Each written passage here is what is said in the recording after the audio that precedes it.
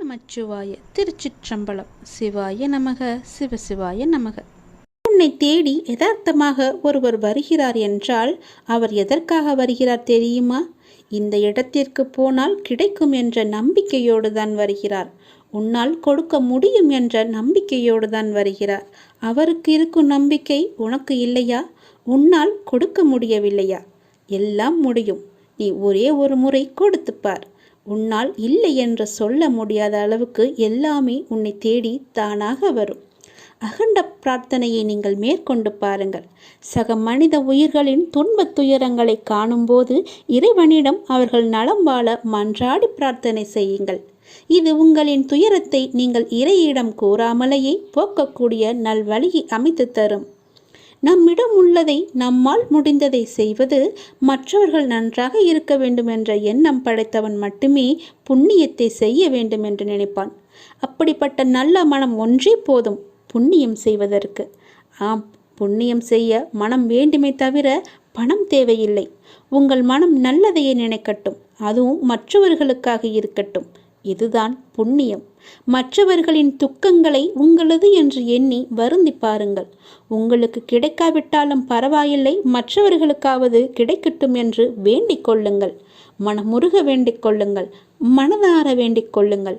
அனைத்து உயிர்களுக்கும் உங்களுக்கும் தொடர்பு உண்டு என்று எண்ணிக்கொள்ளுங்கள். உங்களால் அனைவருக்கும் அன்பான ஆதரவான எண்ணங்களை அளிக்க முடியும் என்று நினைத்து பாருங்கள். உங்கள் எண்ணங்கள் அனைத்தையும் நிறைவேற்றும் என்று நம்புங்கள். இறைவனை துணைக்கு அழையுங்கள். மற்றவர்களுக்காக உதவ இறைவனிடம் நீங்கள் வேண்டுங்கள். தன்னலமற்ற எண்ணத்தை இவ்வுலகில் பரவ விடுங்கள். அனைவரும் உங்களுக்கு அன்பானவர்களாக மாறிவிடுவார்கள். உங்கள் உள்ளம் மகிழ்ச்சியாகிவிடும். அனைவரும் நிம்மதியாக வாழ்வார்கள். அந்த மகா புண்ணியம் உங்களை மட்டுமே வந்து சேரும். இந்த புண்ணிய செயலுக்கு நீங்கள் செலவு செய்தது என்ன? பிரார்த்தனை மட்டுமே, வேறு ஒன்றுமே கிடையாதே. ஒரு பைசா கூட நீங்கள் செலவு செய்யவில்லை. எங்கும் அலையவும் இல்லை. யாரிடமும் கோபமும் கொள்ளவில்லை. பொய்யும் கூறவில்லை. யாரிடமும் எதற்காகவும் நீங்கள் கையேந்தவும் இல்லை. யாரும் உங்களை குறை கூறப் போவதும் இல்லை. எதையும் நீங்கள் இழக்கப் போவதும் இல்லை. எதையும் இழக்காமல் நீங்கள் புண்ணியத்தை மட்டுமே சம்பாதித்திருக்கிறீர்கள். சரி, இதை எப்படி நாம் செயல் வடிவத்திற்கு கொண்டு வருவது என்பதை பார்ப்போமா? இதை செயல் வடிவத்திற்கு கொண்டு வருவது மிக மிக எளிது. தினமும் ஏதேனும் ஒரு நேரத்தில் யாராவது ஒருவர் நன்றாக இருக்க வேண்டும் என்று எண்ணி பழகி கொள்ளுங்கள். இதற்காக நேரம் காலம் எல்லாம் பார்க்க தேவையில்லை. எந்த நேரத்திலும் யாருக்காகவும் எண்ணிக்கொள்ளலாம். ஆரம்பத்தில் சொந்த பந்தங்களுக்காக வேண்டிக் கொள்ளுங்கள். நாளடைவில் கண்ணில் படும் அனைவருக்காகவும் வேண்டிக் கொள்வீர்கள். நாட்கள் செல்ல செல்ல நீங்கள் கேள்விப்பட்டவர்களுக்காகவும் அவர்கள் நல்ல முறையில் வாழவும் நீங்கள் எண்ண துவங்குவீர்கள். நீங்கள் வேண்டிக் கொள்ளும் நபர் பற்றி கவலைப்படாதீர்கள். அவர் எவ்வளவு மோசமானவராக இருந்தாலும் அவர் நல்ல முறையில் வாழ வேண்டும் என்று நீங்கள் வேண்டிக் கொள்ளுங்கள். ஒரு ஆம்புலன்ஸ் வண்டி சத்தம் கேட்கும் போதெல்லாம் அதில் பயணம் செய்பவர் நல்ல முறையில் குணமடைய இறைவனை வேண்டிக் கொள்ளுங்கள். யாரோ ஒருவர் விபத்தில் அடிபட்டு விட்டார் என்று கேள்விப்பட்டால் அவர் உடல் நலம் பெற எண்ணிக்கொள்ளுங்கள். மனிதர்கள் மட்டுமல்ல, அனைத்து உயிர்களிடமும் இந்த செயலை நீங்கள் செய்யுங்கள். தெருவோரம் ஒரு மரம் வெட்டப்பட்டிருந்தால் அதற்காகவும் நீங்கள் எண்ணிக்கொள்ளுங்கள்.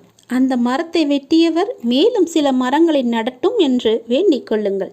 வெட்டப்பட்ட மரம் மற்றவர்களின் வாழ்வாதாரத்திற்கு உதவட்டும் என்று எண்ணிக்கொள்ளுங்கள். உலகத்தில் உள்ள அனைவரும் நன்றாக இருக்கட்டும் என்று ஒற்றை வரியிலே முடித்து கொள்ளாதீர்கள். ஒவ்வொருவரையும் நினைவில் வைத்து தனிப்பட்ட முறையில் அவர்களுக்காக நீங்கள் நன்மைக்காக வேண்டிக் கொள்ளுங்கள். இதுபோல் அகண்ட பிரார்த்தனையை மேற்கொள்ளுங்கள். மிக பெரிய புண்ணியம் உங்களை வந்து சேரும். இப்படியெல்லாம் செய்ய முடியுமா கேட்டால் நிச்சயமாகவே செய்ய முடியும். இந்த எண்ணங்களுக்காக நீங்கள் பணமாக செலவு செய்ய வேண்டியது எதுவுமே கிடையாது. ஆனால் இதன் மூலம் கிடைப்பதோ மிக பெரிய புண்ணியம். எனவே புண்ணியம் செய்ய எதுவும் பணம் ஏதும் தேவையில்லை.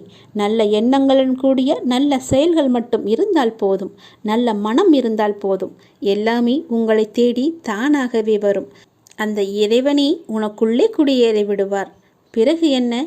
நீதான் கடவுள். எல்லாம் நல்லதே நடக்கும்.